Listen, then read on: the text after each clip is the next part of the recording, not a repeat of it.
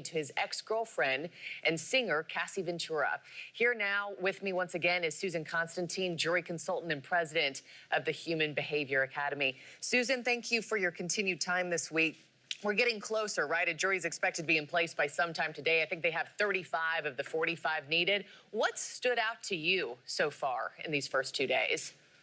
Well, really how fast it's actually going, because when you consider how many jurors they're sifting through to be able to find those 12, prize jurors. And of course, there's several more they have to select so that they can go through the strike process.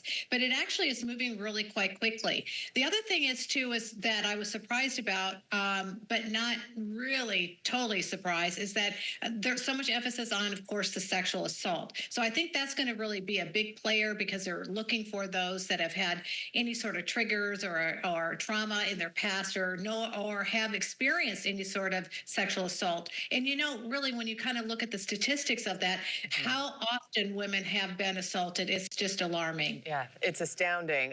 And also, questioning them about seeing the video of him and Cassie in that hotel. Walk me through, Susan, how some of these jurors have gotten the green light to move forward. Because on day one, somebody was dismissed for calling the Cassie Ventura video damning. But then yesterday, juror number 240 was allowed to stay after saying he had seen the video. And he said, quote, "I can't unring the bell." How are those descriptions any different? Well, the way I look at that is someone that's going to come back and be backstruck. So I think that that's kind of a placeholder, and not to really show bias. So I probably allowed the juror to be on it, knowing that the defense is going to come back and strike them anyway. So that's what I think. I think it's just a part of what we call stacking the deck, just getting jurors on.